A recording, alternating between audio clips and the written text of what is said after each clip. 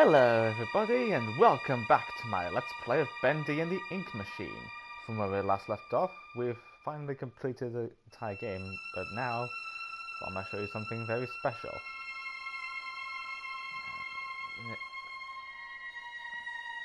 Yeah, this is like chapter question, the archives. I bet you're wondering what I have been up to recently. Well, I'll explain more about it. I'll explain a bit more as this is loaded up. Here we are in the archive bit.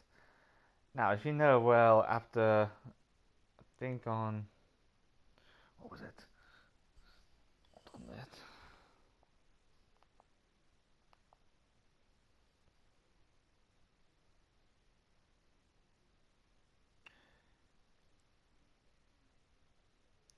Oh yeah, I've been away down to New Forest 2 weeks ago. Well, if you're wondering where that is, well, it's basically down in Hampshire near Bournemouth. And you may be wondering what I did there. I've recently been down to Christchurch, which is actually where my dad was born, which I did not know. I mean, I was the difference with that is I was born in York. And mind you, if my dad had not moved to York from Christchurch, things would have been totally different today. And I've also been down to Bournemouth, where I've been down to the Aviation Museum, which is near Bournemouth Airport. What I saw there, one thing I saw was the fuselage of the Palm Air 737. I suppose you've all heard of Palm Air, well, some of you hadn't. And one bit I remember was I've been on the flight deck of the 737, where I once again sat in the captain's seat, which like I did on that Jet 2 flight to Ibiza one time, when we were stuck because of a delay. I mean, to be fair, I did have a good. I enjoyed sitting at the captain's seat where I was fiddling about with the buttons, and oh yeah, I did notice the pressurization panel on the 737. To which, mind you, if you're flying the 737s, it's always best to set the pressurization to auto. But otherwise, you'll probably end up like. Because if you don't, well, because you'll end up like the people and crew on that Helios plane from Cyprus. And then, oh yeah, when I was in there, I caught a glimpse of that TUI plane taking off, to which I don't know where it was heading to. It was also a 737, although it was the 800 variant. Mind you, I have flown with TUI before when it was known as Thomson, and before that Britannia. I mean, I kind of liked it better as Thomson. Oh yeah, I've also been to the National Motor Museum recently, where my mum. It was a treat for my mum, which she hadn't been to since the last time she went there was when she was a little kid, and not to mention there was a monorail there, which is different to the one I remember from like Orlando. And we saw some cool cars there. Like for example, I've seen one of the cars driven by Elvis Presley, and at least it was not a hunk of junk like his jalopy. Like I remember in the All Grown Up episode Golden Boy. Wait a minute, didn't Elvis Presley drive a jalopy before? And also, I've also seen the famous car called Chitty Chitty Bang Bang. I mean, the last time I saw that was when I was at the National Railway Museum for a visit. And I remember before that, I remember hearing that from one episode of Rugrats where the Pickles and the DeVilles were having a feud with each other. I think Dee Dee did mention that word to Betty, Chitty Chitty Bang Bang. And Betty was all like, I'm not going to sit here and let you insult my taste in movies. I mean, you have to watch that episode if you don't believe me. And also, when I was in the holiday park, I did go swimming. Mind you, if I'm swimming in like UK holiday parks, I do generally go in my flip flops really, where either in my shorts or in my trackies. I mean, it really doesn't matter what I wear. Mind you, I think I do look trendy in my flip flops really.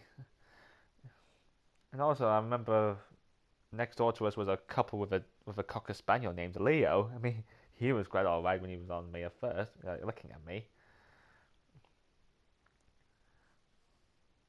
And And oh yeah, we didn't do like the alpaca walk really because, well, I didn't feel that bothered really. And also, oh yeah, I also did archery when I was there. I mean, the last time I did archery was when I was at Robin Wood. When I was when I was a little when I was just a kid. I mean, to be fair, some of, I mean, one of my friends, David Lee, who I remember from primary school, had like a weaker bow that I remember. That explains why his arrows kept falling down. I mean, some of my arrows fell before, but mind you, I think my archery has gone way better than before. And I think I also did when I did clay pigeon shooting also, like Scamston Hall. But anyway, enough about that. Let's see. I'm trying to think what else I did there. Oh yeah, I've been to the Oceanarium in Bournemouth, where I've also saw some fish there, like seen a puff of fish. Not to mention I've seen some jellyfish again. No, yeah, I saw the upside down jellyfish one time in one section. I think the last time I saw that was when I was one of my old Len with Sooty video VHS tapes called The A to Z of Animals. When Matthew Cobb was on the J's for jellyfish, and the sweep was asking what flavour was it. Come on, I mean, how can you? I mean, there's one thing I like about Sweep is how daft he is. I mean, how dumb. I mean, one thing I couldn't bear about Sweep is he tends to squeak a lot. I mean, I couldn't be able to understand what he was saying. I mean, well, Sooty can only whisper to his whoever's presenting the show, like for example Matthew Corbett and now Richard Cadell, and Sue's the only one who can speak.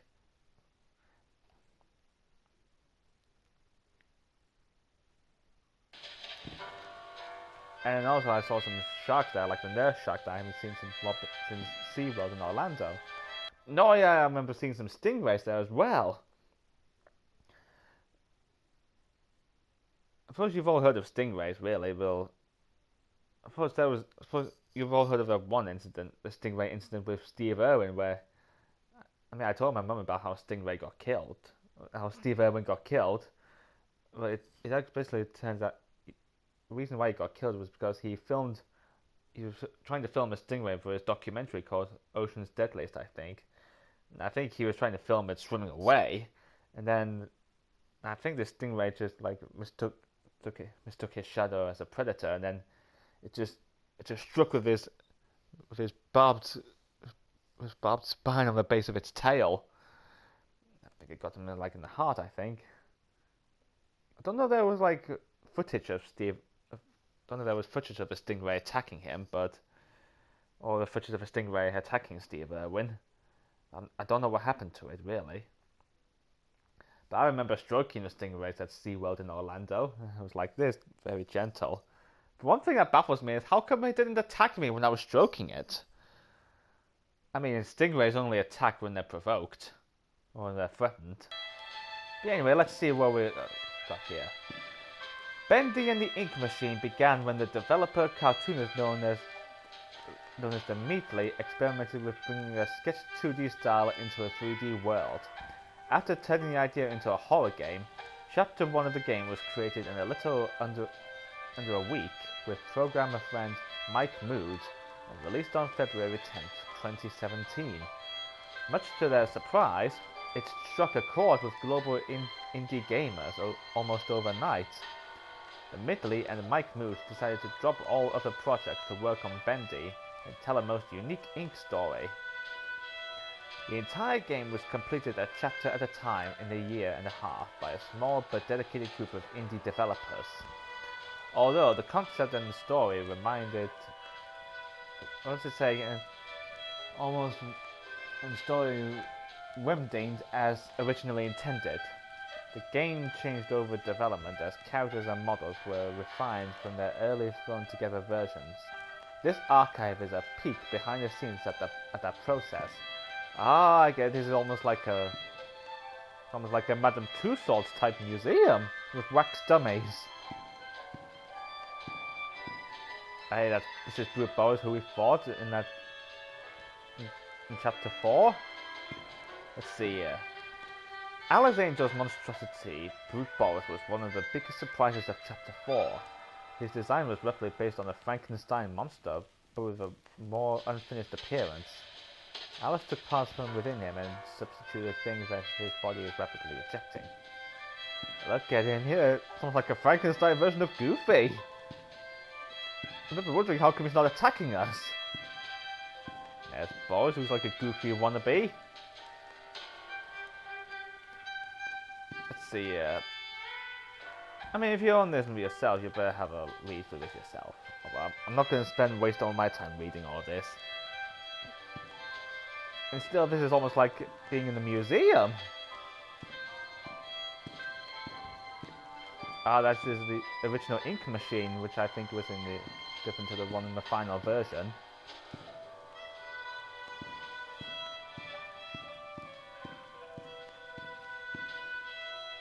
Oh, that's the beta version of Boris before this one. I mean, come on. I mean, mind you, I'm not a 3D character modeler. I'm not a good animator, but I might have a go at that. Mind you, I thought of an idea of a crossover between Sonic and Bendy. Well, I don't know how this will turn out, but I've got other projects in the works, really. I might see if I could try and use Source Filmmaker for that. I mean, can you imagine if Sonic and Tails met one of them, eh? Hello, who's that? Oh, that must be Tom, who's another version of Boris.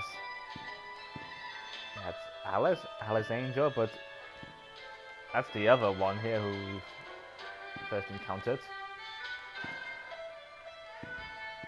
Hey, look at that here! A humanoid searcher in a glass dome. Oh, I didn't notice his toes right here. Or she.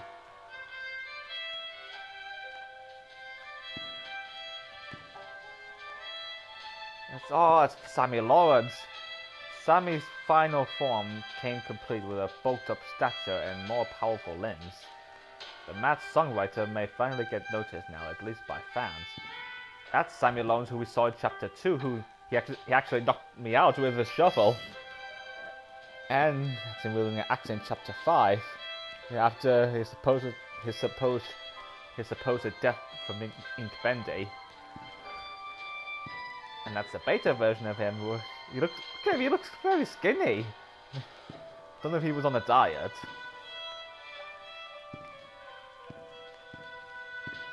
Oh, look at that searcher here. He looks like an ink-like zombie.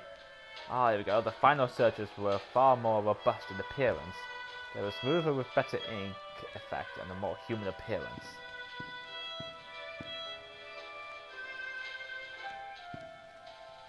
Yeah, to be fair, I quite like this. I really do like this version of Sammy better, because he looks all buffed up. He looks like he's been working out. Anyway, let's see what others we've got here. Oh, that's a beta searcher, but they're not my cup of tea rather than beta models. Ooh, now we're on to Bendy himself. This is Beast Bendy, who we fought in Chapter 5. I'll be like, ah! I'll be like, Bendy! Ah! If that was me, I'd be like, hey, wait a minute, how come I'm like, hey guys, how come he's not chasing us? Hey, at least we could get near him now, and like, at least he's not attempting to kill us in this archives level. I can imagine if Patrick was he'd be like, what? That'd be well funny, that like he did with that episode where they were watching the Mermaid and when they encountered Man Ray. And oh yeah, speaking of Mermaid Man, well, I've also did a Barnacle Boy voice impression recently, to pay tribute to Tim Conway, who passed away recently. I mean, it was like bad news, like the bad news I remember when Ernest Borgnine, Mermaid Man's voice actor, passed away back in 2012. Not sure if I could do my Mermaid Man impression to pay tribute to Ernest Borgnine. And also I did some train sim videos recently where I did the introduction of the Azumas on the East Coast Main Line, and also I did the farewell HST service from Taunton to Exeter St. David's. They're very well done live. be fair, I think live streams are more efficient than editing them, really. Let's see. Ink Bendy as we know him today. Although similar to Beta Bendy, this upgraded version was remodeled, enhanced with a higher polygon count, and given new ink effects. Gee, I don't know how I can master this in like Source Filmmaker. I mean, how can I master that? I don't know how to master Ink Bendy's movements within SFM. The way he was like chasing me. I mean, I remember being scared of him when I first encountered him, where he always gets me every time he appears. Like, for example, I remember in Chapter 3 where I was in that... What was it? It was the searches with extra thick ink, where there was a cubicle, a little miracle station where... I can't remember what happened. All I remember was I was like trying to get that guy or minding my own business, and somehow he just appeared. He's like, I'm like, I was trying to get into the miracle station, but he just got to me. That's Beta Bendy. I'm not gonna read that really. It's the Alpha Bendy, but okay, he looks like. How could that be intimidating? This is Concept Bendy. What? I don't know what the head looks like, but.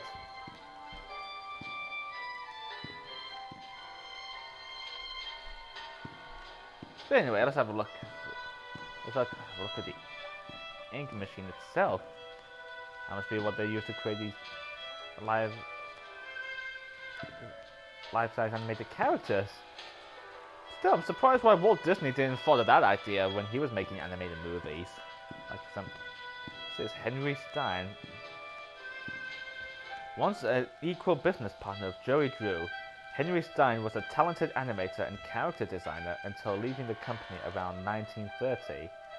His place in Joey Drew Studios' history is somewhat undocumented, but he is often rumored to be the true creator behind many of the studio's most memorable characters.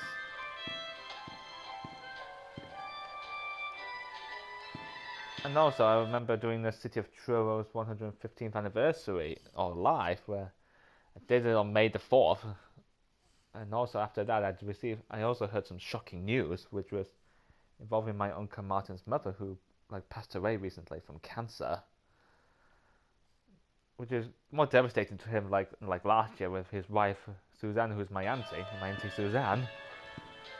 I mean, to be fair, it all started off when it was. It started off as a tummy bug, but it got worse. As time went on, I thought she was getting better. And I really can't tell you how devastated I was when I found out.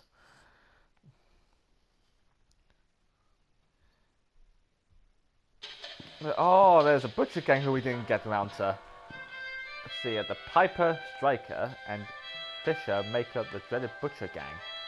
Interestingly, the ink-corrupted versions of the characters were designed first and then reversed, engineered back into their more family-friendly cartoon forms. Oh, the other guys who were we encountered throughout the game, like for example, I don't know. This is what I get for grasping cancer for the people it has claimed. But very amazingly, how come cancer can kill you for grassing it up? I mean, it doesn't come out and teach you a lesson, really. It just happens.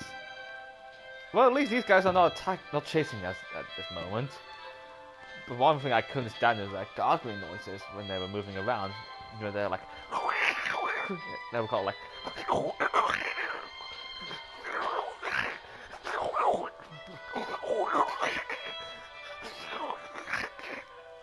once again, it sounds like they were gargling shampoo when they were making that noise. And look at that guy's head here. And again, talking about hanging your head in shame. Oh, it's that Butchram guy who was on the head of that ride that was trying to kill me. Sounds like a memorabilia of what the people went through in creating this game.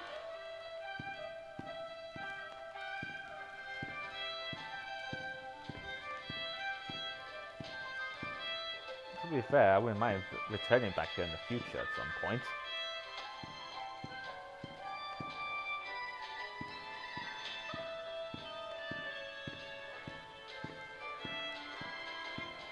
I mean, can you imagine if this was like the Walt Disney's version of the archives?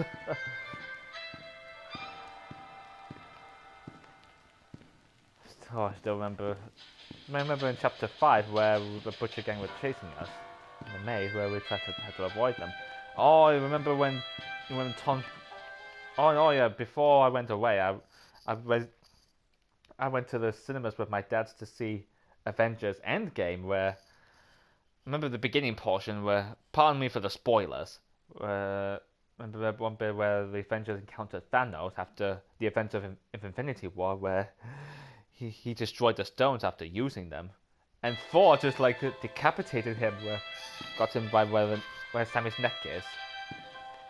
Although if you want to remember back then when we encountered Sammy, when he was about to kill us, Tom struck him on the right side of his head.